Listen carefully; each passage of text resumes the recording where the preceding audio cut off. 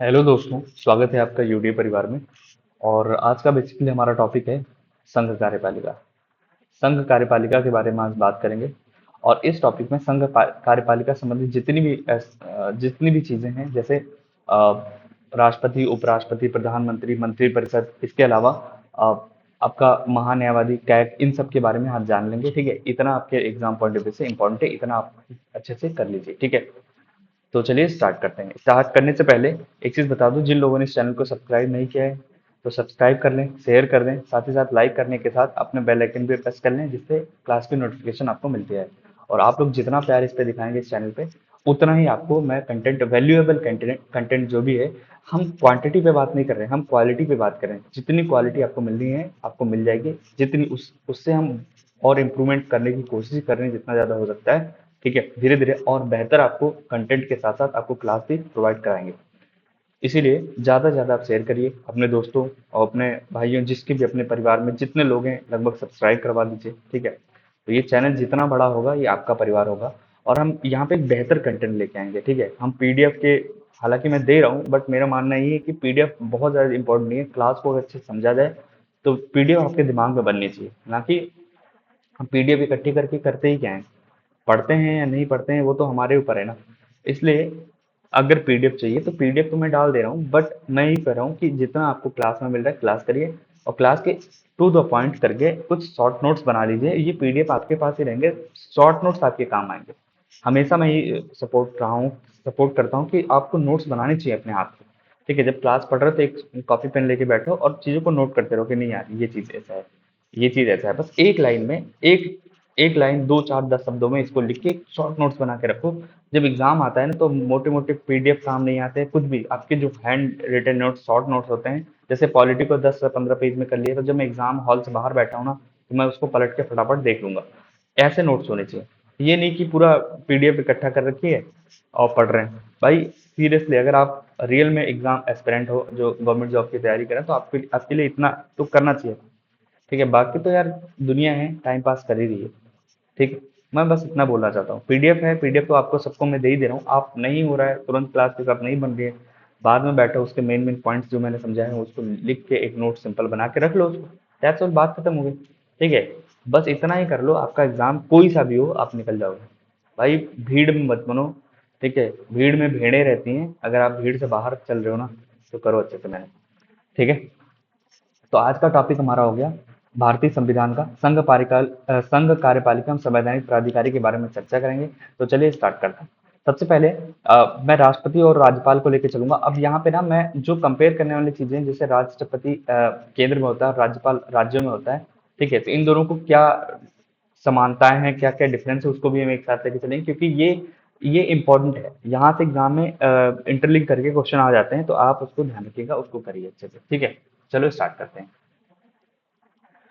भाग 5 की हम बात कर रहे हैं। भाग 5 में आपको पता है कि आर्टिकल 52 से लेके 151 तक भाग 5 के अंतर्गत रखा है, जिसमें संघ कार्यपालिका के बारे में बताया गया है। कार्यपालिका 152 से लेके आगे तक है। ठीक, तो हम आज इसके बारे में बात करेंगे। अब मैं कंपेयर करके दो चीजों को ले रखा है, राष्ट्रपति और राज्यपाल के बारे में। अब मैं यहाँ पे आगे डिस्कस करता हूँ, आप समझते जाइएगा एस्पेक्ट, क्या क्या चीजें चल रही है, आपको बेहतरीन समझ में आएगा। ठीक है, चलिए। तो सबसे पहले हम देखते हैं पद और उनकी संवैधानिक स्थिति की बात करें तो भैया दोनों ही पद संवैधानिक हैं। जैसे राष्ट्रपति अनुच्छेद 53 के तहत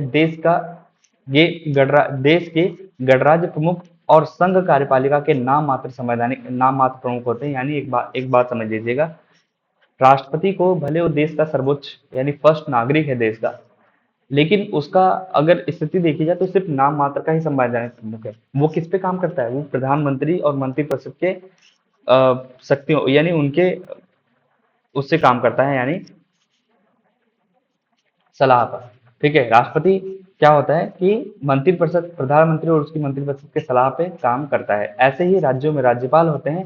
राज्यपाल राज्य के नाम मात्र का संवैधानिक प्रमुख होता है, और वो किसकी सलाह पे काम करता है, वो मुख्यमंत्री और उनकी मंत्रिपरिषद की सलाह पर काम करता है। इतना आपको पता होना चाहिए। समझ में आ गया? ठीक, तो फर्स्ट नागरिक कौन है, राष्ट्रपति है। ऐसे राज्यों में फर्स्ट नागरिक राज्यपाल हो गया। राज्यपाल राज्य कार्यपालिका के नाम मात्र या संवैधानिक प्रमुख होते हैं, और प्रधानमंत्री आपको पता है संघ कार्यपालिका के नाम मात्र का प्रमुख होता है। इतना क्लियर हो गया आप लोगों को? वास्तविक शक्तियों की बात करूं तो राष्ट्रपति के मामले में वास्तविक शक्तियां प्रधानमंत्री, अभी वही बात बोल रहा था कि वास्तविक शक्तियां किसके हाथ में है? प्रधानमंत्री व उसकी मंत्रिपरिषद के हाथ में है, जिसको आर्टिकल 74 के तहत, और राज्यपाल के मामले में मुख्यमंत्री और मुख्यमंत्री व मंत्रिपरिषद के तहत 16 100 आर्टिकल 163 में। ठीक है, आर्टिकल 163 में ये चीजें बताई गई हैं। ठीक हो गया। मुख्यमंत्री एवं मंत्रिपरिषद आर्टिकल 163 और प्रधानमंत्री और उसकी मंत्रिपरिषद आर्टिकल 74। इतना क्लियर हो गया आप लोगों को? चलिए आगे बढ़ते हैं। थोड़ा स्पीड में क्लास कराऊंगा। ठीक है, मेरा टारगेट है कि 30 मिनट के अंदर इसको मैं पूरा कंप्लीट कर दूं। ठीक है, और आपको बेहतर समझ में भी आ जाए। आज हम सारे एक्सपेक्ट को यहाँ पे करेंगे और बेहतर समझ के साथ इसको आगे लेके बढ़ेंगे। चुनाव स्थिति की बात करूं तो भैया देखो, राष्ट्रपति का चुनाव होता है। चुनाव अनुच्छेद 54 के तहत क्या है? अनुच्छेद 54 के तहत इनका परोक्ष रूप से, परोक्ष मतलब अप्रत्यक्ष रूप से निर्वाचक मंडल द्वारा होता है। और उस निर्वाचक मंडल में कौन कौन शामिल होता है? देखिए, भाग लेने वाले सदस्य कौन होते हैं इस निर्वाचक मंडल में? तो भैया संसद के दोनों सदनों, जिसमें लोकसभा भी है और राज्यसभा भी है। जैसे हमारी संसद है, संसद में 2 सदन है, दो ऐसे समझ लो 3 घर बने हुए हैं। एक संसद है हमारी, उसमें 3 घर बने, एक है यहाँ पे कोने में राष्ट्रपति हो गया, उसके नीचे एक इधर बगल में लोकसभा हो गया, और एक हो गया राज्यसभा। कोई भी कानून बनता है तो इन तीनों के पास जाता है। पहले इसके अगर लोकसभा के पास जाएगा तो फिर राज्यसभा के पास जाएगा, फिर राज्यसभा, ये दोनों भेजेंगे इसके पास, राष्ट्रपति के पास, ये साइन करेंगे तब जाके वो कानून निकल के बाहर आएगा। क्लियर है सर? ठीक है, तो यही बोल रहा है कि संसद के 2 सदनों, लोकसभा और राज्यसभा के सभी निर्वाचित सदस्य जिनका चुनाव होके गए हैं जो लोग, ठीक है, चाहे वो लोकसभा की बात हो चाहे राज्यसभा, चुनाव वाले लोग ही राष्ट्रपति के चुनाव में भाग लेंगे। ठीक है, और राज्यों के केंद्र शासित राज्यों व केंद्र शासित प्रदेश, जहाँ पे राज्यों मतलब जो भी राज्य हैं, यूपी हो गया, बिहार, मतलब जितने भी भारत में 28 राज्य, उन सबके, और साथ ही साथ दिल्ली और पौंडीचेरी, और साथ एक और ऐड कर लीजिए JNK। यहाँ पे क्या है? विधानसभाएं हैं, विधायक, जहां जहां विधायक हैं वो भी चुने हुए विधायक। ठीक है, निर्वाचित सदस्य, ये लोग भी वोट करने जाएंगे किसको? राष्ट्रपति को। कौन कौन जाएगा? सांसद जाएंगे, जिसमें लोकसभा राज्यसभा दोनों के हुए, विधायक जाएंगे। ठीक है, पूरे देश के विधायक तो जाएंगे जाएंगे, साथ ही दिल्ली, पांडिचेरी और जम्मू कश्मीर, क्योंकि ये केंद्र शासित प्रदेश है। और इसके साथ साथ ही यहाँ पे क्या है? विधानसभाएं हैं, तो यहाँ के भी लोग भी जाएंगे क्या करने? राष्ट्रपति जी को वोट करने। ठीक हो गया इतना? आगे देखेंगे। अब जैसे हमने राष्ट्रपति का चुनाव तो कर लिया कि राष्ट्रपति कैसे अपॉइंट होगा। आपको पता है कि ये इसका चुनाव होता है वो भी अप्रत्यक्ष रूप से। कौन? अप्रत्यक्ष रूप से जनता द्वारा। जनता द्वारा अप्रत्यक्ष का मतलब सामने से जनता अगर करेगी तो जैसे जनता सामने से किसका करती है? सांसदों का चुनाव करती है, विधायकों का चुनाव करती है, ग्राम में प्रधानों का चुनाव करती है, जिला पंचायतों का चुनाव। हम डायरेक्ट वोट करते हैं ना, लेकिन राष्ट्रपति का वोट तो हम करते नहीं है। इसका रीजन ये हुआ, इसको वोट करने कौन जा रहे हैं? MP जा रहे हैं, यानी विधायक, MP, वो मेंबर ऑफ पार्लियामेंट हो गया, MLA हो गया, मेंबर ऑफ लेजिस्लेटिव असेंबली हो गया, यानी विधायक हो गए। इन सबको ये लोग तो वोट करने जा रहे हैं, और इनको वोट करके किसने भेजा है? हम लोगों ने भेजा है, यानी आम जनता ने भेजा है। जब ये लोग राष्ट्रपति को चुनाव को वोट करने आए तो इनडायरेक्टली हमने ही तो चुना है। किसको? राष्ट्रपति को। इनडायरेक्टली जनता ने चुना है। किसको? राष्ट्रपति को। तो अप्रत्यक्ष रूप से जनता ने चुना है। जनता ने चुना था MP MLA को, और MP MLA ने चुना राष्ट्रपति को। समझ में आ गया? ये बहुत सिंपल सिंपल है। ठीक, इतना आपको पता होना चाहिए, यानी राष्ट्रपति के चुनाव में किसने किसने भाग लिया आपको ये पता होना चाहिए, और कौन कौन कैसे होता है ये भी आपको पता है। लेकिन राज्यपाल के लिए कोई भी चुनाव नहीं होता है, ना ही इसको MP वोट करते हैं। ऐसा नहीं कि ये राज्य में है तो इसको प्रधान जी लोग वोट करेंगे, नहीं। ठीक है, ना प्रधान वोट करेंगे, ना जिला पंचायत वोट करेंगे, ना नगर पालिका वोट करेगी, नहीं। इसका अपॉइंटमेंट होता है, यानी नियुक्ति की जाती है। नियुक्त किया था किसके द्वारा? राष्ट्रपति द्वारा। आर्टिकल 155 के तहत, आर्टिकल 155 के तहत इसका अपॉइंटमेंट होता है। किसका? राज्यपाल का अपॉइंटमेंट होता है। किसके द्वारा? राष्ट्रपति द्वारा। ठीक हो गया इतना? अब चुनाव की विधि क्या है? राष्ट्रपति का जो चुनाव होता है, हमने देखा कि अभी भैया एक वो मंडल चुनाव, निर्वाचन मंडल बनेगा, उसके द्वारा चुनाव होगा। अब चुनाव के कैसे करेंगे? क्या एक एक वोट दे आएंगे? चलो भैया, सारे MP MLA पहुंचे कि भैया प्रधानमंत्री राष्ट्रपति जी ये आप वोट रख लीजिए, ये उनको हमने दे दिया, इतना आपके पास बचा है तो आपको ज्यादा मिला तो आप जीत गए। ऐसा नहीं होता है। ठीक है, ऐसा नहीं कि जितने लोग हैं सब लोग गए और जिसका ज्यादा मिला वो प्रधानमंत्री, वो राष्ट्रपति बन, ऐसा नहीं होता। तो इसके लिए एक सिस्टम अपनाया जाता है। वो सिस्टम क्या है? आनुपातिक प्रतिनिधित्व पद्धति के अनुसार एकल संक्रमणीय मत प्रणाली, सिंगल ट्रांसफरेबल वोट सिस्टम द्वारा इसका होता है। क्या होता है इसके बारे में ज्यादा डिटेल नहीं बताऊंगा, क्योंकि यहाँ पे हमें डिटेल से मतलब नहीं है और ना ही आपके एग्जाम में पूछा जाएगा। अगर सिंपल सिंपल मैं ऊपर ऊपर से बताऊं तो ये समझ लीजिए कि बहुत सारे लोग हैं, बहुत एक सिंपल में मैं समझा रहा हूँ आपको, एक बहुत सारे लोग हैं, और इन लोगों में क्या होता है कि प्रेफरेंस दिया जाता है। प्रेफरेंस का मतलब एक व्यक्ति है, मान लीजिए मैं वोट करने गया, तो मैंने पहला वोट इनको दे दिया, दूसरा वोट इनको दे, तीसरा वोट इनको, चौथा वोट इनको, पांचवा वोट, ऐसे ऐसे सबको, मतलब मान लीजिए 5 लोग राष्ट्रपति के चुनाव में खड़े हुए और सबको मैंने एक एक दो वरीयता दे दी कि तुम मेरे पहले फेवरेट हो भैया, तुम दूसरे फेवरेट हो, तुम तीसरे, और तुम चौथे, और तुम पांचवे हो, ऐसे फेवरेट मैंने दे दिया, सबको वोट कर दिया। अब क्या होता है, एक निश्चित प्रणाली होती है कि इससे कम अगर आपको वोट मिला है तो आप चुनाव से बाहर हो जाएंगे। तो मान लीजिए इसको उतना वोट नहीं मिला, तो ये क्या हो जाएगा, ये चला जाएगा बाहर। और फिर वोट जो होगा, बाकी जो कैंडिडेट बचे होंगे उनमें ये इसका वोट क्या होता है, डिवाइड हो जाएगा। ठीक, ऐसे ही प्रक्रिया चलती रहेगी, फिर इनका देखा जाएगा, फिर इनका, सबका देखा जाएगा, ऐसे ही करके जिसको सबसे ज्यादा बाद में मिलेगा वही विजयी घोषित होगा। बस सिंपल में मैंने ऐसा बताया। और शायद, और वोट कैसे होता है, छुपा के दिया जाता है, गुप्त मतदान होता है, राष्ट्रपति के वोट में छुपा के मतदान दिया जाता है। ठीक, इतना क्लियर हो गया। आई होप आपको समझ में आ गया होगा। क्वालिफिकेशन क्या है भैया, राष्ट्रपति के लिए अनुच्छेद 58, राष्ट्रपति की योग्यताओं के लिए अनुच्छेद 58 क्या है, भारत का नागरिक होना चाहिए। क्या है, राष्ट्रपति के लिए योग्यता आर्टिकल 58 में है, भारत का नागरिक हो, 35 वर्ष आयु पूरी कर चुका हो, लोकसभा के सदस्य बनने की योग्यता रखा हो। याद रखिएगा, राष्ट्रपति के लिए लोकसभा की योग्यता रखना अनिवार्य है, उसके मतलब उसकी योग्यता रखता हो कि हाँ वो लोकसभा में चुना जाता है। और लोकसभा में चुनने की आयु 25 साल है, याद रखिएगा 25 साल। अगर आप 25 साल के हैं तो हम सांसद बन सकते हैं, सांसद क्या, पीएम बन सकते हैं। क्या, पीएम बन सकते हैं आप 25 साल की उम्र में। क्लियर है सर, चलिए। तो आप, और साथ ही साथ किसी लाभ के पद पर ना हो, अगर कोई भी लाभ, सरकारी नौकरी कर रहा है, कुछ भी कर रहा है, तो उसको क्या होना चाहिए, वो क्या होगा, राष्ट्रपति बनने योग्य नहीं होगा। ठीक, और राज्यपाल के लिए अनुच्छेद 157 है। क्या है इसमें, भारत का नागरिक हो, और साथ साथ न्यूनतम आयु 35 वर्ष हो। क्या, भारत का नागरिक होना चाहिए, न्यूनतम आयु 35, तो यानी दोनों की देखा जाए तो भैया भारत की नागरिकता है और 35 वर्ष आयु है, राज्यपाल हो चाहे राष्ट्रपति हो। और किसी लाभ के पद पर ना हो। ठीक, तो किसी भी लाभ के पद पर ना हो। और नहीं, इसके लिए क्या नहीं है, ऐसा नहीं कि इसको राज्यपाल को बोला जाएगा तुम विधानसभा के सदस्य बनने की योग्यता रखते हो तब आप अपॉइंट होगे, नहीं। क्लियर हो गया, यानी विधानसभा के सदस्य बनने की योग्यता की अनिवार्यता नहीं है। तो आपको इतना आई होप क्लियर हो गया होगा। ठीक हो गया। शपथ कैसे मिलेगी भैया, देखो, राष्ट्रपति को जो शपथ दिलाई जाएगी अनुच्छेद 60 के तहत दिलाई जाएगी। अनुच्छेद 60 के तहत आप राष्ट्रपति को शपथ दिलाएगी, वो भी कौन दिलाएगा, भारत के मुख्य न्यायाधीश या उनकी अनुपस्थिति में सुप्रीम कोर्ट के वरिष्ठतम न्यायाधीश।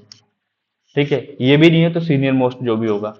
क्या होगा, भारत के मुख्य न्यायाधीश शपथ दिलाते हैं राष्ट्रपति को। बहुत इंपॉर्टेंट क्वेश्चन है, यहाँ से डायरेक्टली क्वेश्चन आता है। शपथ कौन से आर्टिकल के तहत, 60 आर्टिकल संविधान में, 60 आर्टिकल में, 60 में शपथ, राष्ट्रपति के शपथ का उल्लेख है। और इसको दिलाता कौन है, सुप्रीम कोर्ट के मुख्य न्यायाधीश। अगर वो नहीं है तो सीनियर मोस्ट जो भी न्यायाधीश होगा वो दिलाएंगे। ठीक है, क्या, राष्ट्रपति को शपथ। और इसका कार्यकाल की अगर मैं बात करूं, राष्ट्रपति का कार्यकाल अनुच्छेद 56 में बताया गया है कि पद ग्रहण करने से 5 वर्ष का होता है। मान लीजिए आज राष्ट्रपति का टाइम, आज इनका कार्यकाल खत्म हो रहा है, मान लीजिए आज 25 तारीख है, 25 तारीख को इनका कार्यकाल खत्म हो रहा है।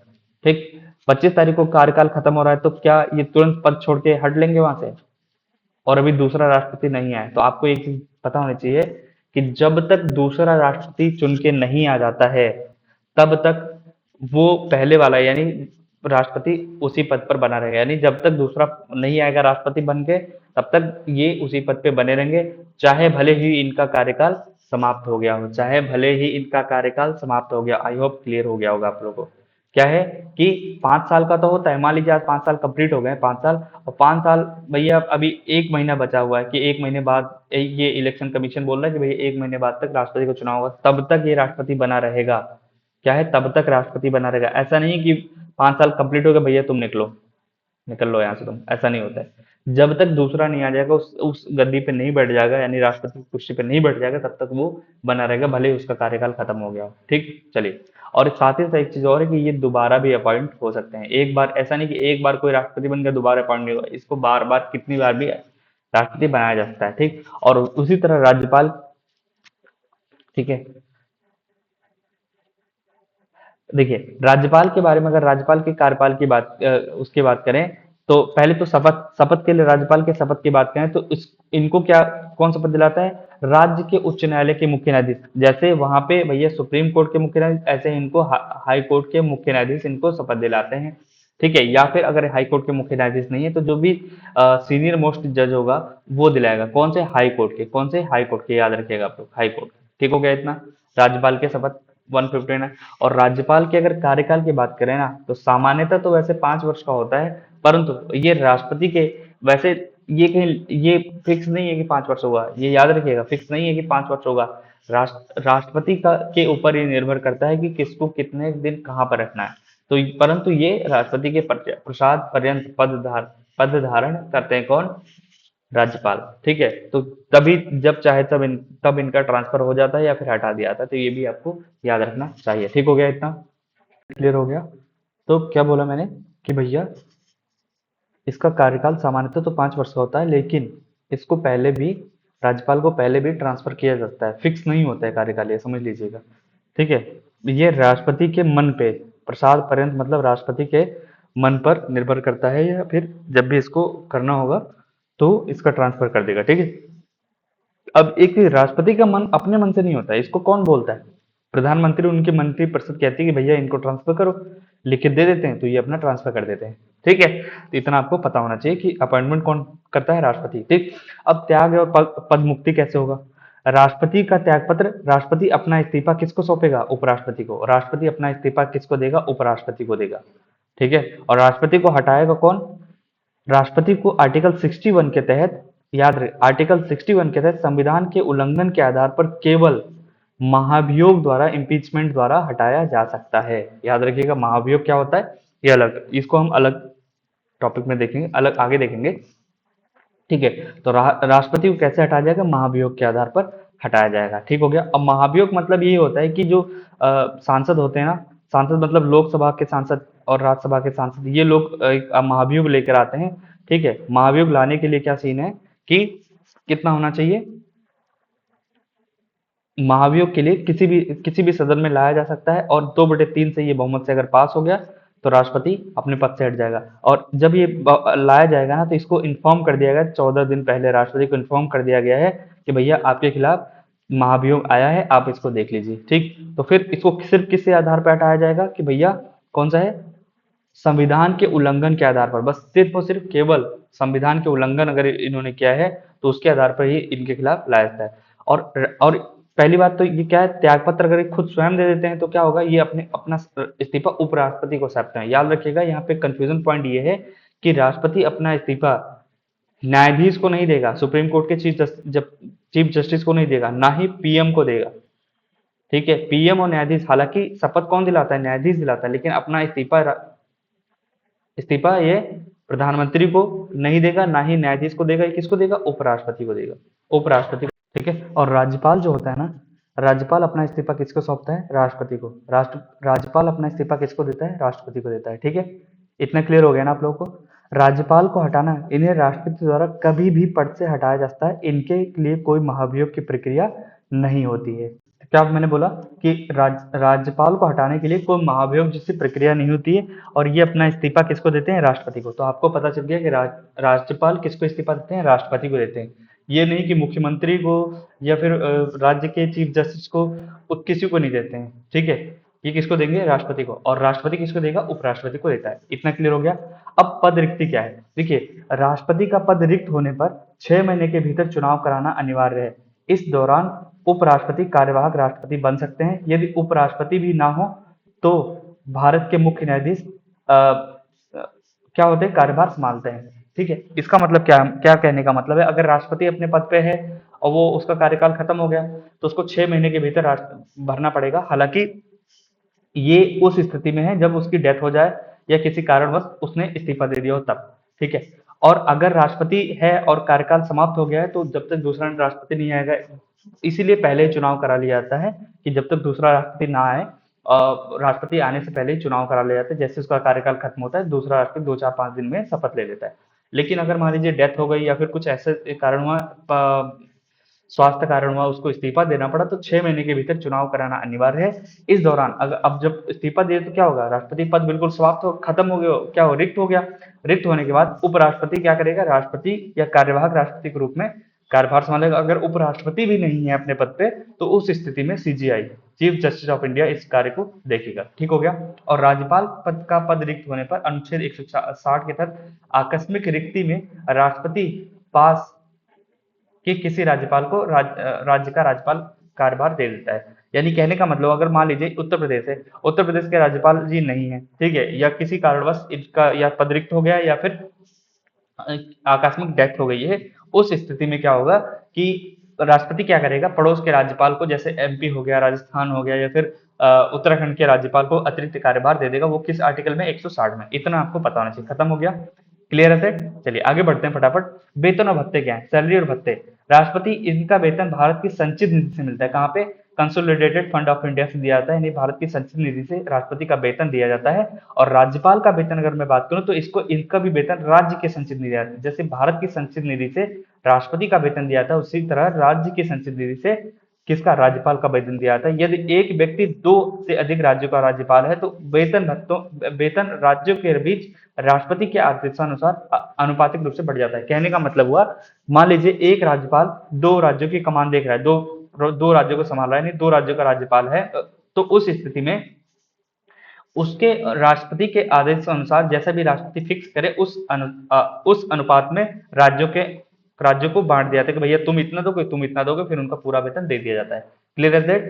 तो आपको पता होना चाहिए कि राज्य की संचित निधि से दिया जाता है। अगर एक व्यक्ति 2 या 2 से अधिक राज्यों का राज्यपाल है तो उसका वेतन राष्ट्रपति के अनुसार अनुपातिक हिस्सों में बढ़ जाता है। ठीक। अब क्या होता है, अब देखो क्या होता है, अगला टॉपिक है अध्यादेश। ऑर्डिनेंस मेकिंग पावर क्या होता है, राष्ट्रपति को अनुच्छेद 123 के तहत संसद के सत्र में ना होने पर अध्यादेश जारी करने की शक्ति होती है। किसमें, राष्ट्रपति के पास आर्टिकल 123 के क्या है, संसद सत्र ना होने पर अध्यादेश जारी करने की शक्ति है। यह संसद की पुनः बैठक के 6 सप्ताह तक मान्य है। क्या है, यह संसद की पुनः बैठक से 6 सप्ताह तक मान्य है। यानी मान लीजिए अगर संसद सत्र में नहीं है तो उस स्थिति में राष्ट्रपति क्या करेगा, एक अध्यादेश लाकर कोई कानून बना देगा। और कोई कानून इमरजेंसी है, मान लीजिए अभी सूखा, अभी मानसून सत्र चल रहा था, बाढ़ आ गई, कुछ ऐसा हो गया, एक आपात स्थिति में कुछ ऐसे कानून पारित करने पड़े जिसको उस समय संसद सत्र में तो है नहीं। जब संसद सत्र में नहीं है तो क्या होगा, राष्ट्रपति एक अध्यादेश, ऑर्डिनेंस लाएगा, उस ऑर्डिनेंस को पास करेगा और उसको, उसके तहत कानून बन के लागू हो जाएगा। कानून बन के लागू हो जाएगा। अब क्या हो गया, 6 माह के अंदर क्या होगा, दूसरी बैठक होगी, संसद की बैठक होगी। जब संसद की दूसरी बैठक होगी उसमें इसको या तो पास करके परमानेंट कानून बना दिया जाता है। अगर कानून नहीं बनता है, मान लीजिए वो कानून सही नहीं, उसको नहीं बनाया जाता है, कंटिन्यू नहीं किया जाता, तो क्या होगा कि पुनः बैठक के 6 सप्ताह तक, मान लीजिए 6 सप्ताह बैठक हुई और बैठक के 6 सप्ताह, 6 से 42 दिन तक वो मान्य रहता है, जीवित रहता है वो अध्यादेश। ये उसके बाद वो मर जाता है, यानी अध्यादेश समाप्त होता है। बस इतना आपको ध्यान रखना है, पुनः बैठक के 6 सप्ताह तक वो रहता है। उसके बाद अगर राज्यपाल क्या करता है, आर्टिकल 213 के तहत राज्य विधायिका के सत्र, ऐसे बिल्कुल राज्यों में बिल्कुल होता है, अगर राज्य विधायिका भी ऐसे ही सत्र चलते हैं, मानसून सत्र, ग्रीष्म सत्र, ठीक है, शीतकालीन सत्र, ये सब चलता है, तो राज्य विधायिका के सत्र में ना होने पर अध्यादेश राज्यपाल जारी करता है। यह भी विधायिका की पुनः बैठक के 6 सप्ताह तक मान्यता है। सेम टू सेम स्थिति कैसी है जैसे राष्ट्रपति की, बस आर्टिकल चेंज है 213 और वहां पे 123 है। और इनका जैसे राज्य में अध्यादेश केंद्र में जारी होता है वैसे ही राज्य में होता है। ठीक, इतना पता चल गया। अब क्या होता है, विधायी भूमिका क्या होती है और विधेयक की सहमति क्या होती है। राष्ट्रपति अनुच्छेद 79 से, ये संसद का अभिन्न अंग है। राष्ट्रपति क्या है, राष्ट्रपति बेसिकली जैसे देखा जाए तो संसद, अगर मैं बात करूं, संसद संसद के अंतर्गत 3 लोग आते हैं, लोकसभा, राज्यसभा और क्या है, प्रेसिडेंट, 3 आते हैं। तो 79 के तहत ये संसद के अभिन्न अंग है। कौन, राष्ट्रपति। ये लोकसभा का सत्र बुलाते हैं। कौन बुलाते हैं लोकसभा का सत्र, राष्ट्रपति बुलाता है। स्थगित करते हैं, ठीक, और भंग करते हैं। तो भंग करने का काम राष्ट्रपति का, स्थगित करने का काम राष्ट्रपति का है, लोकसभा सत्र का। अब एक चीज और है, अनुच्छेद, ये सब किसका, अनुच्छेद 85 है। अनुच्छेद 108 के तहत दोनों सदनों की संयुक्त बैठक कौन बुलाता है, राष्ट्रपति बुलाता है। दोनों सदनों की संयुक्त बैठक, अगर मान लीजिए कोई ऐसा विधेयक है जिसपे दोनों की, यानी राज्यसभा और लोकसभा दोनों की सहमति नहीं बन पा रही है, उस स्थिति में क्या होगा कि राष्ट्रपति दोनों को बुलाएगा, भैया आ जाओ, ज्वाइंट सेशन करते हैं। और ज्वाइंट सेशन जब होगा, यानी संयुक्त अधिवेशन होगा, सॉरी संयुक्त बैठक होगी, उस संयुक्त बैठक की अध्यक्षता कौन करेगा, लोकसभा का अध्यक्ष करेगा। याद रखिएगा, संयुक्त अधिवेशन की अध्यक्षता कौन करता है, लोकसभा अध्यक्ष करता है, लोकसभा अध्यक्ष करता है। याद रखिएगा, आर्टिकल 108 के अंतर्गत संयुक्त बैठक होती है। कब, जब क्या होता है कि कोई भी ऐसे विधेयक पर दोनों मत संसद दोनों सभा सदन क्या होते हैं, गतिरोध की स्थिति उत्पन्न हो जाती है। वो भी वो संविधान संशोधन से नहीं होना चाहिए, मतलब साधारण विधेयक के तहत ऐसा होता है। ठीक, अब क्या होता है, विधेयकों पर सहमति, संसद द्वारा पारित विधेयक को अनुमति दे सकते हैं। अब क्या होता है, राष्ट्रपति क्या करता है, देखो विधेयक पर सहमति कैसे होता है, आर्टिकल 111 के तहत राष्ट्रपति सहमति देता है कैसे, विधेयकों पर। संसद द्वारा पारित विधेयक को अनुमति दे सकता है, रोक सकता है या पुनर्विचार के लौटा सकता है। लेकिन धन विधेयक को छोड़कर, धन विधेयक को वो, क्योंकि वो धन विधेयक जो होता है ना, धन विधेयक को राष्ट्रपति की पूर्व अनुमति से जारी किया जाता है। क्या होता है, राष्ट्रपति की पूर्व अनुमति से लाया जाता है, इसलिए धन विधेयक को वापस नहीं लौटा सकता, राष्ट्रपति धन विधेयक को पास करने आता है। और धन विधेयक हमेशा लोकसभा में लाया जाता है। कहाँ पे, लोकसभा में लाया जाता है। हालांकि राज्यसभा में भेजा जाएगा, लेकिन राज्यसभा की एक भी बात सुनी नहीं जाएगी। हाँ, इसका मतलब ये होता है कि अगर राज्यसभा कहता है कि नहीं ये संशोधन करो, तो ये लोकसभा पे निर्भर करता है कि उसमें संशोधन करना है, नहीं करना है, क्या करना है। अगर कुछ भी ना करे तब भी उसको दोबारा से लोकसभा राज्यसभा में नहीं भेजा जाएगा। इसको क्या होगा कि सीधे सीधे पास हो जाता है। ठीक, इसमें ज्यादा कुछ भी करने की एक्स्ट्रा आवश्यकता नहीं होती। किसमें, धन विधेयक में। ठीक, धन विधेयक, और धन विधेयक है, इसकी इसकी इसको रेखांकित कौन करता है, ये लोकसभा का अध्यक्ष करता है। लोकसभा का स्पीकर क्या करता है कि ये बोलता है कि उस पर लिख देता है कि भैया ये क्या है, धन विधेयक है। धन विधेयक हमेशा लोकसभा में ही आते हैं, राज्यसभा में इसका ज्यादा कोई भी वैल्यू नहीं होती है। ठीक, चलिए अगला है राज्यपाल। राज्यपाल क्या होता है, ये राज्य विधायिका का अंग है। विधानसभा सत्र बुलाना, स्थगित करना और भंग करना, ये क्या काम करता है, राज्यपाल का काम है। और अनुच्छेद 174 के तहत ये सब चीजें होती हैं। अब विधेयकों पर सहमति, इसको अनुच्छेद 200 के तहत राज्य विधायिका द्वारा पारित विधेयक को अनुमति दे सकते हैं, रोक सकते हैं, लौटा सकते हैं। बिल्कुल सेम टू सेम राष्ट्रपति के पास, राष्ट्रपति की तरह है। राज्यपाल भी कर सकते हैं, विधेयक को पारित कर दे, रोक दे, लौटा सकता है। और लेकिन एक एक्स्ट्रा पॉइंट यहाँ मुझे जाता है कि राष्ट्रपति के पुनर्विचार के लिए सुरक्षित रख सकता है कौन, राज्यपाल। आर्टिकल 200 के तहत कोई भी ऐसा विधेयक जो हाई कोर्ट की पावर को कम कर रहा है, या फिर कोई भी ऐसी बॉडी जो केंद्र से संबंधित है, ऐसी चीजें उस पर अगर उसकी शक्तियों को कम करने का प्रयास कर रहा है, तो क्या होगा, उसको वो राष्ट्रपति के पुनर्विचार के लिए या विचार के लिए क्या कर सकता है, आरक्षित कर लेगा और रख लेगा उसको। ठीक है, और बाद में उसको राष्ट्रपति के पास भेज देगा। आर्टिकल 200 के तहत वीटो पावर क्या है, वीटो पावर का मतलब होता है राष्ट्रपति, इनके पास पूर्ण वीटो या निलंबन का एब्सोल्यूट वीटो होती है। निलंबनकारी वीटो, सस्पेंसिव वीटो होती है, और पॉकेट वीटो होती है। जिसमें पॉकेट वीटो का अगर प्रयोग, पॉकेट वीटो का मतलब अपने जेब में रख के भूल जाओ कि भाई मैंने कोई वहां से लोकसभा और राज्यसभा से कोई भी ऐसा विधेयक जिसको राष्ट्रपति का मन नहीं है, तो उसको देखेगा ही नहीं, इग्नोर कर देगा, फुल्ली इग्नोर। ठीक है, तो क्या होता है कि भैया, हाँ, उसकी पॉकेट वीटो, जैसे ज्ञानी जैल सिंह ने 1986 में डाकघर संशोधन विधेयक पर पॉकेट वीटो का प्रयोग किया था। तो पॉकेट वीटो का मतलब भूल जाना, और फिर इसके बारे में लोकसभा राज्यसभा कुछ नहीं कह सकते। जब मर्जी आएगा करेगा, जब मर्जी आएगा नहीं करेगा। ठीक है, ऐसे ही करके अगली सरकार आ जाती है, फिर वो चीज खत्म हो जाती है। ठीक, इतना क्लियर हो गया। अब्सोल्यूट पूर्ण वीटो का मतलब होता है कि भैया पूरी तरीके से रोक दो, मना कर दो पहली बार कि नहीं हम नहीं करेंगे, दोबारा संशोधन कर भेजो। तो जब दोबारा से आता है तो उसको पास करना जरूरी होता है। ठीक है, राज्यपाल के पास, इनके पास स्वतंत्र पॉकेट वीटो नहीं है। अब देखिए, राष्ट्रपति की तरह राज्यपाल के पास स्वतंत्र पॉकेट वीटो नहीं है। ये विधेयक को राष्ट्रपति की सहमति के लिए सुरक्षित रखते हैं। क्या करते हैं, विधेयक को राष्ट्रपति के पास सुरक्षित, कौन से आर्टिकल, अभी हमने देखा 200 आर्टिकल। ठीक, न्यायिक शक्ति क्या उसकी बात करते हैं, तो भैया राष्ट्रपति अनुच्छेद 72 के तहत क्या करता है, ये किसी भी सजा को कम कर सकता है, निलंबित कर सकता है या माफ कर सकते हैं। ये मृत्युदंड और सैन्य न्यायालय द्वारा दी गई सजा को भी पूरी तरह क्षमा कर सकते हैं कौन, राष्ट्रपति। ठीक है, सजा को कम कर सकते हैं, निलंबित कर सकते हैं, माफ कर सकते हैं, मृत्युदंड को भी खत्म कर सकते हैं। और साथ ही साथ सैन्य न्यायालय द्वारा कोर्ट मार्शल अगर किसी का हुआ है, तो उस सिचुएशन में भी वो वो सजा को पूरी तरह क्षमा कर सकते हैं, माफ कर सकते हैं, कम कर सकते हैं, सब कर सकते हैं उसमें। ठीक, अब अनुच्छेद 161 के तहत राज्यपाल के पास पावर है कि इन्हें भी क्षमादान की शक्ति प्राप्त है, परंतु ये मृत्युदंड को माफ नहीं कर सकते हैं। याद रखिएगा, राज्यपाल मृत्युदंड को माफ नहीं कर सकता, ये केवल निलंबित कर सकते हैं, यानी और कम कर सकते हैं, टाल सकते हैं उसको। सैन्य मामलों में इनके पास कोई भी शक्ति नहीं है। किसके पास, राज्यपाल के पास। इतना क्लियर हो गया आप लोगों को। चलिए आगे बढ़ते हैं। प्रतिरक्षा और विवेकाधीन शक्तियां। देखिए, प्रतिरक्षा, अगर आर्टिकल 361 की बात करें तो राष्ट्रपति और राज्यपाल दोनों को पद पर रहते हुए आपराधिक कार्यवाही से पूर्णतः छूट प्राप्त है। अगर आपने अपने पद पे हो और राष्ट्रपति, एक एग्जांपल के तौर पर समझा रहा हूं कि अगर राष्ट्रपति किसी की हत्या भी कर देना उस सिचुएशन में, या किसी को मार पीट दे, तो उसके ऊपर कोई भी केस नहीं बनेगा। क्लियर है दैट। ठीक है, दीवानी यानी सिविल मामला शुरू करने के लिए 2 महीने पहले लिखित सूचना देती है, सिविल मामला। ठीक है, सिविल मतलब राजस्व से संबंधित कोई मामला है, तो उसको मामला को शुरू करने के लिए भैया 2 महीने पहले उसको लिखित सूचना देनी पड़ती है, किसको, राज्यपाल को, राष्ट्रपति दोनों के लिए ऐसा है। ठीक है, यानी उसके आपराधिक कार्यवाही अगर उसने की है कुछ भी, तो उसके लिए उसको छूट प्राप्त है, किसको, दोनों को। विवेकाधीन शक्ति क्या है, राष्ट्रपति की विवेकाधीन शक्तियां बहुत सीमित हैं। ठीक है, राज्यपाल की विवेकाधीन शक्तियां राष्ट्रपति से ज्यादा व्यापक होती है, जैसे 356 के तहत राष्ट्रपति शासन की सिफारिश करना, किसके पास, देखिए राष्ट्रपति के पास विवेकाधीन शक्तियां सीमित है, लेकिन 356 के तहत राष्ट्रपति शासन की सिफारिश करना, आर्टिकल 200 के तहत क्या होता है कि राष्ट्रपति के लिए कोई विधेयक को आरक्षित करना। ठीक है, तो ये सब उसके पास विवेकाधीन शक्ति है, वो अपने विचार से ऐसी चीजें कर सकता है। अगर राज्य को, उसको लगता है राज्यपाल को कि राज्य में कोई ऐसा संकट है, कोई ऐसी चीजें हैं जिससे क्या होता है कि संविधान का उल्लंघन हो रहा है, तो क्या होगा, आर्टिकल 356 के तहत राष्ट्रपति के शासन की सिफारिश कर सकता है। इतना क्लियर हो गया आप लोगों को। अब ये एमएलए के मत का मूल्य, ये बेसिकली आपको नहीं जानना है, मैं इसमें लिख दूंगा, लिख देता हूं अभी।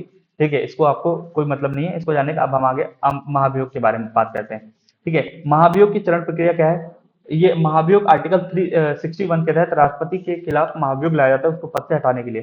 क्या होता है कि महाभियोग संसद की किसी भी सदन, चाहे वो लोकसभा या राज्यसभा से शुरू होती है, और राज्य विधानमंडल में, राज्य से कोई मतलब नहीं होता। अगर राष्ट्रपति को हटाना है उसके पद से, तो राज्य से कोई मतलब नहीं, ये प्रक्रिया संसद के सदन में ही, यानी लोकसभा और राज्यसभा ही में शुरू हो सकती है। और इसके लिए क्या होगा, 1/4 सदस्यों का, जितने सदस्य है ना उसके 1/4 सदस्य का हस्ताक्षर होना चाहिए, और 14 दिन पहले राष्ट्रपति को सूचना देनी पड़ेगी, भैया तुम्हारे खिलाफ महाभियोग लाया जा रहा है। और क्या होगा, प्रथम सदन में बहुमत पारित हो, प्रथम सदन में पारित होगा, शुरुआत करने वाले सदन में इसे कुल सदस्य संख्या के 2/3 से विशेष, यानी 2/3 विशेष बहुमत से पारित होना आवश्यक है। और नोट क्या है, संसद के नामांकित सदस्य इसमें भी इसमें भाग लेते हैं। यानी नामांकित का मतलब होता है कि संसद में जिन सदस्यों का नामांकन या मनोनीत किया गया है राष्ट्रपति द्वारा, वो भी इस, यानी राष्ट्रपति को हटाने में भाग लेंगे। राष्ट्रपति के इलेक्शन में ये भाग नहीं लेंगे, याद रखना, राष्ट्रपति के इलेक्शन में मनोनीत सदस्य भाग लेंगे, क्योंकि अगर मनोनीत राष्ट्रपति ने किया तो वोट तो राष्ट्रपति को ही करेंगे ना, जिसने वोट किया है, जिसने मनोनीत किया उसी को वोट करेंगे, इसलिए इनको नहीं रखा जाता है। ठीक हो गया, मनोनीत सदस्य भाग नहीं लेते हैं किसमें, राष्ट्रपति के इलेक्शन में, बट उनको हटाने के लिए आ जाते हैं। तो यही है, आपको पता होना चाहिए। ठीक, बनाने के लिए नहीं आते, बिगाड़ने के लिए आते हैं। क्लियर है सर? चलिए, तो आपको ये चीज याद रखिए, बस याद रखिएगा, राज्यों से मतलब नहीं हुआ, राज्यपाल को राष्ट्रपति को अगर हटाना है तो राज्यों से कोई मतलब नहीं है। ये सब चीजें क्या होती है, संसद यानी केंद्र में ही चीजें होती हैं। ठीक, द्वितीय सदन इसकी जांच करता है, दूसरा सदन आरोपों की जांच करता है, पहला सदन आरोप लगाया, चाहे वो लोकसभा चाहे राज्यसभा हो, जहां राष्ट्रपति को अपना पक्ष रखने का भी अधिकार होता है, यानी दूसरे पक्ष में दूसरे सदन में राष्ट्रपति अपना पक्ष रखता है। और उसके बाद अगर ऐसी चीजें हो जाती हैं, तो क्या होगा, कुल सदस्य संख्या के 2/3 बहुमत से प्रस्ताव पारित कर, जिस दिन प्रस्ताव पारित हो जाता है उसी दिन राष्ट्रपति को अपना पद छोड़ना पड़ जाता है। अगर दूसरा सदन में जांच हो रही है और ये चीजें सही पाई गई और दूसरा सदन उसको 2/3 से पास कर दे, तो राष्ट्रपति उसी दिन अपना पद खाली कर देगा। उसके बाद राष्ट्रपति की कुछ अन्य शक्तियां, जैसे कार्यकारी शक्तियां, राष्ट्रपति जो है भारत सरकार के सभी कार्यकारी कार्य औपचारिक रूप से राष्ट्रपति के नाम पर ही किया जाता है, जैसे आर्टिकल 77 के अंतर्गत ऐसा होता है। ये प्रधानमंत्री, केंद्रीय मंत्रिपरिषद, राज्यों के राज्यपाल, कैग और सुप्रीम कोर्ट हाई कोर्ट के न्यायाधीशों की नियुक्ति भी करता है। कौन करता है, ये सब की नियुक्ति, इसको आप याद रख लीजिएगा, ये इंपॉर्टेंट है। और केंद्र शासित प्रदेश जैसे यूटी, केंद्र शासित प्रदेशों जैसे यूटी के मुख्यमंत्री, उपराज्यपालों और प्रशासकों की नियुक्ति की देखभाल भी कौन करता है। अब देखिए, अगर मैं दिल्ली की बात करूं तो दिल्ली के मुख्यमंत्री को शपथ कौन दिलाता है, राष्ट्रपति दिलाता है। आपको यह पता होना चाहिए। तो आपको पता चल गया कि केंद्र शासित प्रदेशों, मुख्यमंत्री, उपराज्यपालों और प्रशासकों की नियुक्ति भी कौन करता है, राष्ट्रपति करता है। वित्तीय संबंधी, अब अगर देखिए वित्तीय शक्तियां क्या, फाइनेंशियल पावर क्या है इसकी, धन विधेयक, कोई भी धन विधेयक राष्ट्रपति की पूर्व अनुमति से ही लोकसभा में पेश किया जा सकता है, ये आपको पता होना चाहिए। कोई भी धन विधेयक राष्ट्रपति की पूर्व अनुमति से ही लोकसभा में लाया जाता है। और बजट, ये वार्षिक वित्तीय विवरण, बजट को संसद के समक्ष रखते हैं। संसद के समक्ष बजट कौन रखता है, राष्ट्रपति रखता है, राष्ट्रपति रखता है। क्लियर है? धन विधेयक की पूर्व अनुमति कौन देता है, राष्ट्रपति देता है। और प्रत्येक 5 साल पर एक वित्त आयोग का गठन करता है, आर्टिकल 280 के तहत। साथ ही साथ ये यूपीएससी की रिपोर्ट, कैग और वित्त आयोग की वार्षिक रिपोर्ट को भी संसद के समक्ष रखता है। तो ये भी आपको पता होना चाहिए, यूपीएससी, कैग और वित्त आयोग, इसको 2-3 बार आप रट लीजिएगा, आपका काम हो जाएगा। सैन्य शक्तियां की अगर मैं बात करूं तो सैन्य शक्तियां, ये भारत के तीनों सेनाओं का सर्वोच्च सेनापति होता है, और सेना प्रमुखों की नियुक्ति कौन करता है, राष्ट्रपति करता है। क्या पता चला कि सर्वोच्च सेनापति होता है, ठीक है, तीनों मतलब सुप्रीम कमांडर होता है, और तीनों सेनापति यानी जल सेना, थल सेना और वायु सेना के तीनों के जो प्रमुख होते हैं, उनकी नियुक्ति भी ये करता है। और साथ ही साथ सलाहकारी अधिकार की बात करूं, 143 के अंतर्गत ये विधिक या तथ्य मामले पर सर्वोच्च न्यायालय के से सलाह मांग सकता है। ये भी आपको पता होना चाहिए कि सर्वोच्च न्यायालय से सलाहकार मांग सकता है 143 के अंतर्गत। ये पता हो गया। अब मैं यहाँ पे उपराष्ट्रपति के बारे में बात कर रहा हूँ, फटाफट देख लेते हैं उपराष्ट्रपति। यह जो उपराष्ट्रपति का पद है यूएसए के संविधान से लिया गया है, और आर्टिकल 64 उपराष्ट्रपति राज्यसभा के पदेन सभापति होते हैं। क्या होते हैं? एक्स ऑफिसियो चेयरमैन होते हैं। क्या? कौन? उपराष्ट्रपति राज्यसभा के पदेन सभापति होते हैं। हालांकि एक बात ध्यान रखिएगा, ये राज्यसभा का क्या सदस्य नहीं होता है। कौन? उपराष्ट्रपति राज्यसभा का सदस्य नहीं होता, लेकिन वहां पे चेयर करता है उसको, किसको? राज्यसभा को चेयर करता है। कौन? उपराष्ट्रपति। आर्टिकल 65 राष्ट्रपति का पद रिक्त होने पर यह कार्यवाहक राष्ट्रपति के रूप में कार्य करता। कौन? उपराष्ट्रपति। अगर राष्ट्रपति अपने पद पर नहीं है तो ये कार्यवाहक राष्ट्रपति के रूप में कार्य करेगा। अभी हमने इससे पहले देखा था। इसका अप्रत्यक्ष चुनाव होता है। कौन?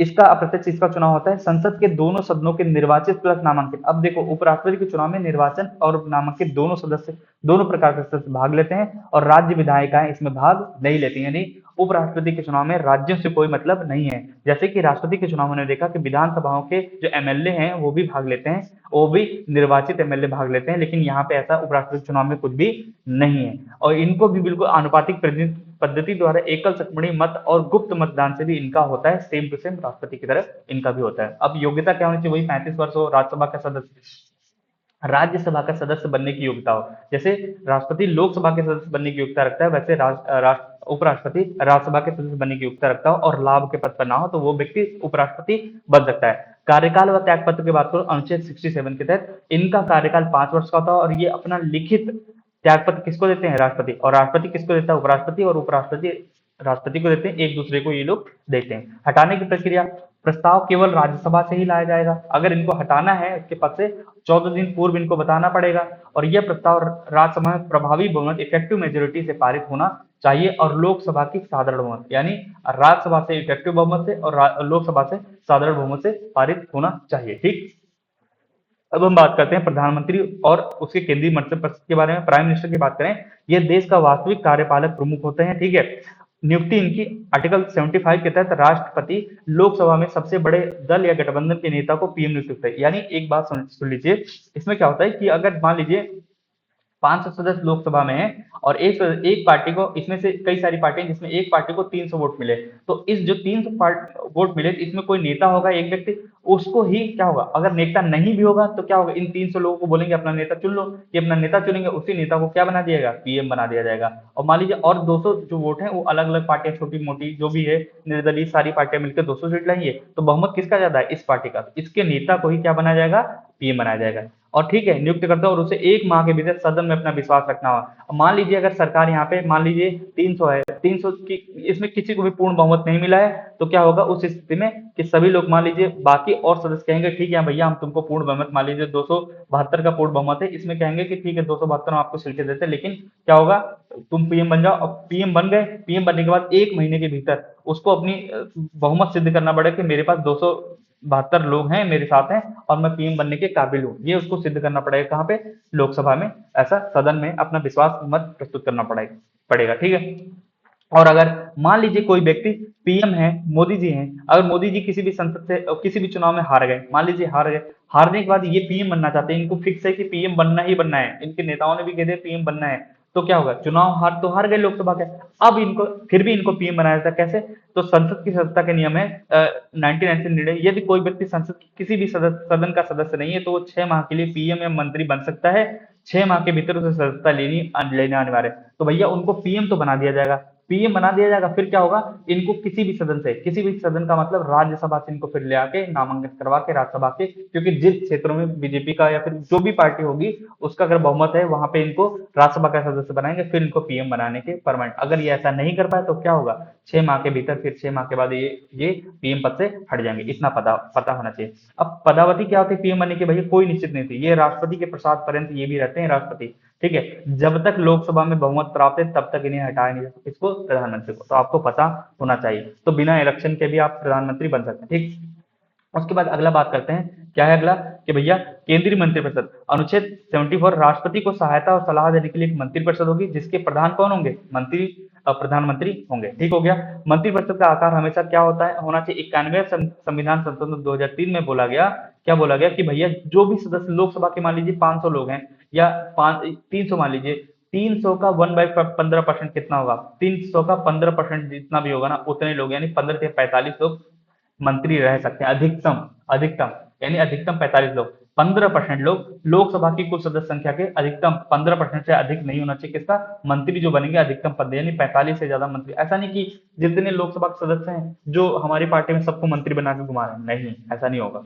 ऐसा ऐसा इसलिए रोका गया कि मतलब एक प्रकार से बे को कम किया जा सके, ठीक है। तो 15% अधिकतम, अधिकतम है, अधिकतम 15% तक मंत्री बन सकते हैं, पीएम सहित। इसमें पीएम भी शामिल है 15% में। क्लियर हो गया? चलिए आगे बढ़ते हैं।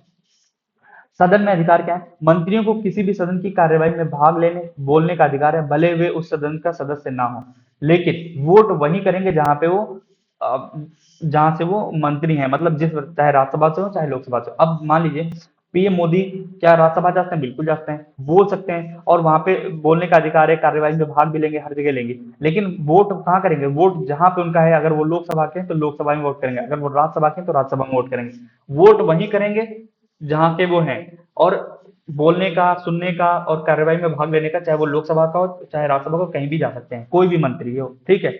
क्लियर है? तो इसीलिए जब राज्यसभा में होता है कि भाई बड़े गृह मंत्री जवाब देंगे या फिर प्राइम मिनिस्टर जवाब देंगे, तो कभी कभी वो लोग उस भी सदन में जाते हैं। जिससे विदेश मंत्री जवाब देंगे तो भैया विदेश मंत्री लोकसभा के हैं लेकिन राज्यसभा में जाते हैं, राज्यसभा के हैं तो लोकसभा में जाते हैं, ऐसा चल सकता है, ठीक है। लेकिन बस वोट वही करेंगे जहां पे इनका ये सदस्य होंगे। मान लीजिए मोदी जी अगर लोकसभा से संबंधित है, तो ये लोकसभा में ही वोट करेंगे। अमित शाह जी अगर लोकसभा से संबंधित है तो लोकसभा में भी वोट करेंगे, ठीक। क्लियर हो गया? चलिए आगे बढ़ते हैं।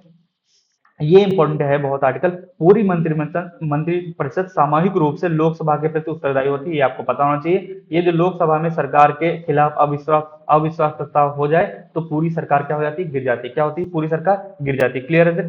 व्यक्तिगत उत्तरदायित्व की बात करें तो प्रत्येक मंत्री व्यक्तिगत रूप से राष्ट्रपति के प्रति उत्तरदायी होता है। ये पढ़ लीजिएगा, बहुत इंपॉर्टेंट है। आर्टिकल 75 है, पीएम की सलाह पर राष्ट्रपति किसी भी मंत्री को पद से हटाते हैं। अगर किसी मंत्री को हटाना है उसके पद से ना, तो पीएम कहेंगे कि भैया इसको हटा दो। किसको? राष्ट्रपति से कहेंगे हटा दो इसको, तो हटा दिया जाएगा व्यक्तिगत रूप से। व्यक्तिगत रूप से राष्ट्रपति के प्रति उत्तरदायी होते हैं, और सामूहिक रूप से लोकसभा। याद रखिएगा ये क्वेश्चन एग्जाम में पूछा था, लोकसभा के प्रति सामूहिक रूप से मंत्रिपरिषद, लोकसभा, संसद के प्रति नहीं, लोकसभा के प्रति, ठीक। चलिए, प्रधानमंत्री के कार्य क्या है भैया?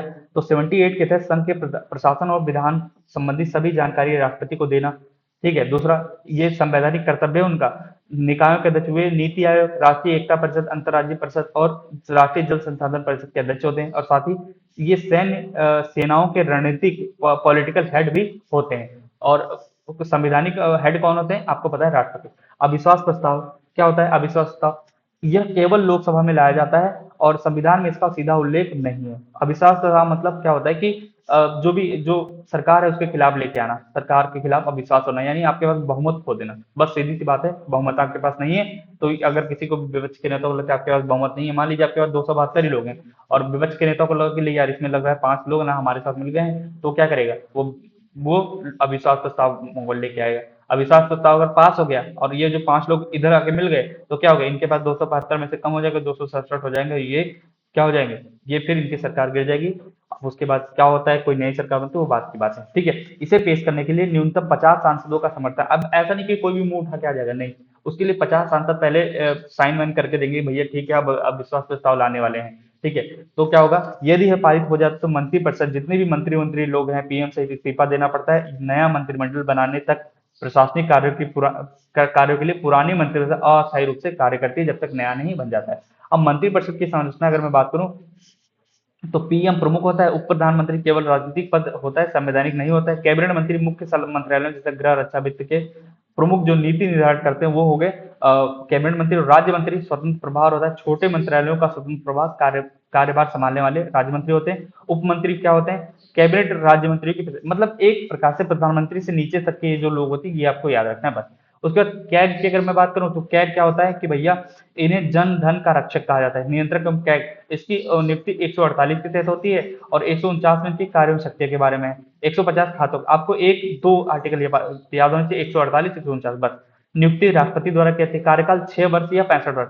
अगर 6 वर्ष पहले हो गया तो 6 वर्ष, या तो 65 साल, 65 साल का पहले हो गया तो 65 साल। 6 वर्ष या पहले 65 साल इसकी कार्यकाल होता है। हटाने की प्रक्रिया बिल्कुल वैसे ही हटाया जाता है जैसे सर्वोच्च न्यायालय के न्यायाधीश को, ठीक। वेतन भत्ते कैसे संसद द्वारा निर्धारित होता है, सुप्रीम कोर्ट के न्यायाधीश के बराबर इनको वेतन दिया जाता है और यह भारत के संचित निधि पर भारित होते हैं। जैसे राष्ट्रपति का वेतन संचित निधि पर, केंद्र के संचित निधि पर भारित होता है, वैसे ही यह भी भारत की संचित निधि पर या भारत केंद्र के संचित निधि पर, या यहाँ पे राष्ट्रपति का वेतन भारत के संचित निधि पर होता है। वैसे ही सुप्रीम कोर्ट के न्यायाधीश के साथ साथ इसका कैग के भी जो वेतन होता है इनका भी वेतन भारत की संचित निधि पर भारित होता है। मुख्य कार्य क्या है, यह केंद्र और राज्यों दोनों का काम करता है। राज्यों की संचित निधि, आकस्मिक निधि और सार्वजनिक खातों के सभी खर्चों का लेखा परीक्षण ऑडिट करता है। ठीक है, तो सबका ऑडिट कौन करता है, ये करता है। ये अपनी रिपोर्ट किसको सौंपते हैं, राष्ट्रपति को सौंपते हैं, जिसे संसद में रखा जाता है। संसद की लोक लेखा समिति जो होती है ना, वो इस रिपोर्ट की जांच करती है। इस लोक लेखा समिति को हम आगे पढ़ेंगे। ठीक हो गया, इतना आपको पता होना चाहिए। उसके बाद हम बात करेंगे भारत के महान्यायवादी, अटॉर्नी जनरल ऑफ इंडिया। ये एक प्रकार के महान्यायवादी का मतलब सरकार का वकील। सरकार का वकील कौन से आर्टिकल के अंदर, 76 के तहत। ये देश के प्रथम विधि का अधिकारी होते हैं, फर्स्ट लॉ ऑफिसर होते हैं और नियुक्ति इसकी राष्ट्रपति द्वारा की जाती है। सर्वोच्च न्यायालय का न्यायाधीश बनने की योग्यता इसकी जिसके पास है वही क्या होगा, सर्वोच्च न्यायालय का मुख्य न्यायाधीश नहीं, न्यायाधीश बनने की योग्यता हो, कोई भी न्यायाधीश बनने की योग्यता हो। और आर्टिकल 124(3) में, थ्री मतलब जो 3 में सर्वोच्च न्यायालय की योग्यता के, सर्वोच्च न्यायालय की न्यायाधीश बनने की योग्यता 124(3) ये होनी चाहिए किसी व्यक्ति पर, वो क्या होगा, महान्यायवादी बन सकता है, आर्टिकल 76 के तहत। ठीक है, कार्यकाल, वेतन भत्ते, इनका कोई कार्यकाल निश्चित नहीं होता, वे राष्ट्रपति के प्रसाद पर्यंत पद धारण करते हैं। ये भी आपको पता होना चाहिए कि राष्ट्रपति के प्रसाद पर्यंत पद धारण करते हैं। मुख्य कार्य क्या होता है, ये केंद्र सरकार को कानूनी सलाहों पर सलाह देना। न्यायालयों में भारत सरकार का प्रतिनिधि, किसी भी न्यायालय में, देश भर के किसी भी न्यायालय में भारत सरकार की तरफ से जाएगा। ठीक, संसदीय अधिकार, इन्हें संसद के, अब इनको क्या होता है, एक अधिकार प्राप्त है कि संसद में जाके बोल सकते हैं, बैठ सकते हैं, बस वोट नहीं करेंगे। ये क्या होता है, किसी भी सदन की कार्यवाही में भाग लेते हैं और बोलने का अधिकार है, तथा सांसदों के समान विशेषाधिकार भी मिलता है, लेकिन ये बोल नहीं सकते, मतदान नहीं कर सकते, सॉरी वोट नहीं कर सकते हैं, क्लियर है, ये वोट नहीं करते हैं। ऐसे ही राज्य के महाधिवक्ता की बात करें तो 165 आर्टिकल के तहत क्या है, राज्यों में महाधिवक्ता होता है और ये राज्य सरकार के वकील होते हैं। ठीक है, ये राज्य सरकार के मुख्य कानूनी सलाहकार होते हैं। नियुक्ति कैसे होती है, इनकी नियुक्ति राज्यपाल द्वारा की जाती है और इनमें उच्च न्यायालय यानी हाई कोर्ट का न्यायाधीश बनने की योग्यता होनी चाहिए और साथ ही साथ ये राज्यपाल के प्रसाद पर्यंत पद धारण करते हैं। मुख्य कार्य क्या है, राज्य सरकार को कानूनी मामलों में सलाह देना और न्यायालय में राज्य सरकार का पक्ष रखना होता है। अधिकार क्या है, इन्हें राज्य विधायिका, विधानसभा, विधान परिषद की कार्यवाही में भाग लेने का, बोलने का अधिकार, परंतु मतदान, ये भी वोट नहीं करते, जैसे कि हमने महान्यायवादी के बारे में देखा था। तो आज का टॉपिक इतना खत्म होता है। इतना बहुत इंपॉर्टेंट टॉपिक है, इसमें सब कुछ कवर कर दिया गया है, इससे बाहर कुछ नहीं आएगा। इसके बाद हम एक टॉपिक लेंगे न्यायालय का, न्यायालय में हम पूरा कंप्लीट कर देंगे।